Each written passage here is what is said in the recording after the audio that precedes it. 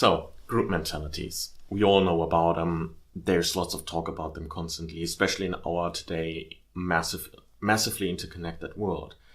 What I find interesting about group mentalities is that they follow very specific rules. And if we, for example, look at research done with animals and computer programs, we actually can find that the rules are so simple they can be mathematically defined, for example, for swarms. Now, there are several different researchers which have gone into the dynamics of group mentality and of authority. The most important ones are certainly the Stanford experiment, where people have been divided into groups of prison guards and prisoners, and the experiment has led to an absolutely runaway effect of overuse of authority and cruelty.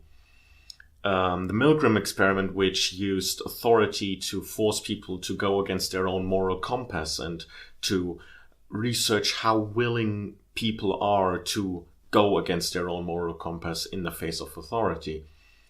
And then there's Daniel Kahneman with his book, Thinking Fast and Thinking Slow. He's a psychologist who has researched over years on different projects and has put his findings together in this book.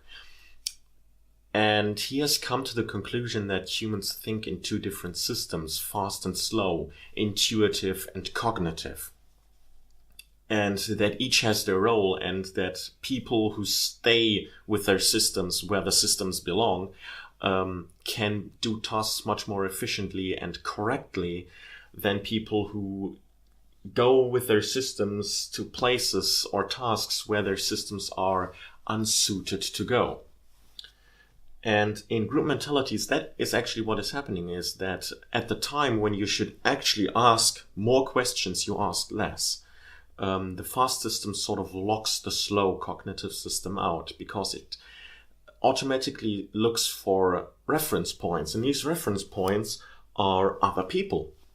So if you have lots of people around you, there are lots of reference points. So you actually adjust your behavior more to these people.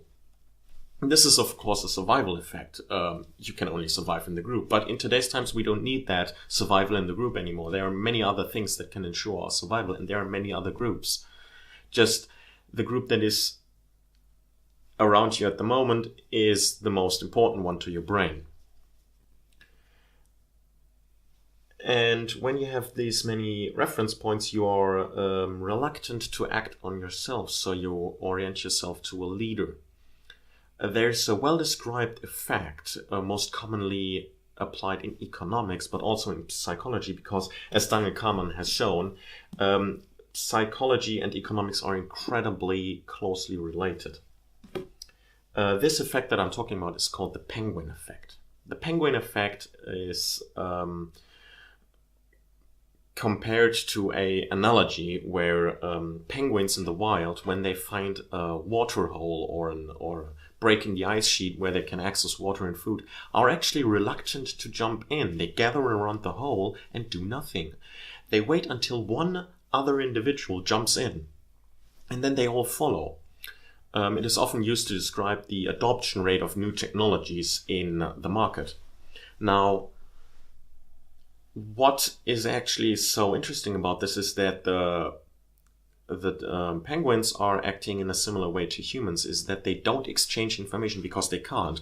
Penguins don't have such complex communication methods, especially not for assessing dangers and risks as we do. They don't communicate, and they just pay attention to what others do. They can't see what the others think or know. So nobody knows if there are predators beneath the water. But if one jumps in, everyone jumps in, because they know in larger numbers, they have more chance of survival and success. Not just for hunting, but also for being hunted. So we have in large groups the weird phenomena that we actually communicate less.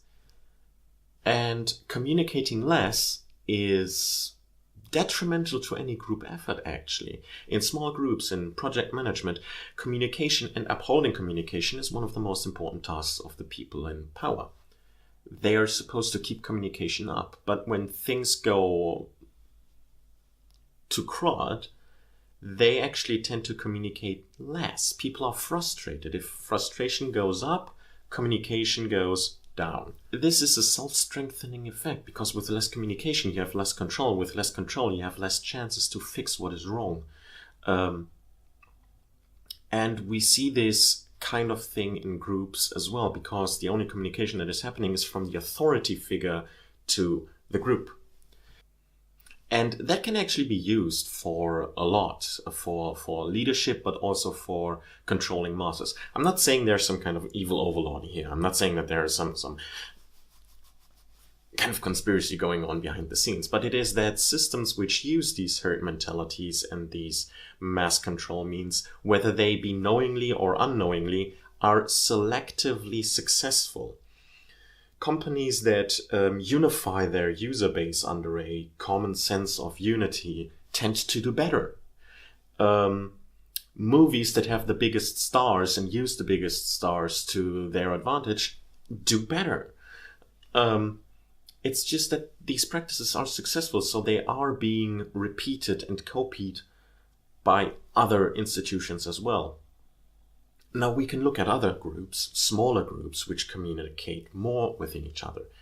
And for example, if you look at the open source community, but also, for example, in gaming at guilds and clans and other forms of social groups that form within gaming, you can often see a very rigid, solid group in the center that is doing all the things that are necessary to uphold the group, and a very loose formation of people outside that sort of just orbit the central group. And what we have there is a very rigid structure in the middle, which is upholding the existence of the structure itself, and a very loose structure on the outside, which is great at executing tasks that need a lot of numbers. So we actually have a more dynamic system, because you can exchange many of the looser parts more quickly, and once the system is moving, it is actually not as inert as a large masses, because that's another thing about masses. They actually have inertia. They're hard to get going, but once they are going, they're hard to stop as well. So you have to be careful in these large groups and mentalities and herds what you actually do with them, because you might not be able to stop them, which is something that we very often see in politics. And this is simply because people feel often safer in groups. I'm not saying that they don't want to think or that they are afraid, but there's a certain security in large masses. This is part of our fast thinking system. It's part of our survival. It's part of our past, and we can't really shake that. But we can be more aware, and we can build ourselves, so to say, triggers that can disable this system from the outside, because that's the only way that we can deal with a fast system. We have to disable it from the outside, or it has to be disabled from the outside. And that's why it's important to have friends around you who can observe you and keep you from this sort of stuff. So it's not bad to have friends who think otherwise. It's not bad to have friends who are more likely to say, hey, what you're doing is kind of wrong or stupid or messed up. It's very good to have those friends, because that means that you are a more cognitive person. You're not a fast thinking person, but a slow thinking person. And the slow system is the one that handles morality and ethics and proper social behavior. And that is what we want more in our society. Getting a little slower, taking things more into consideration, and being more careful with what we do. Because we can communicate so fast with social media and mass media, but we do it so seldomly, and that is a sad thing, I think. I want to leave you with these words, and until next time, stay keen.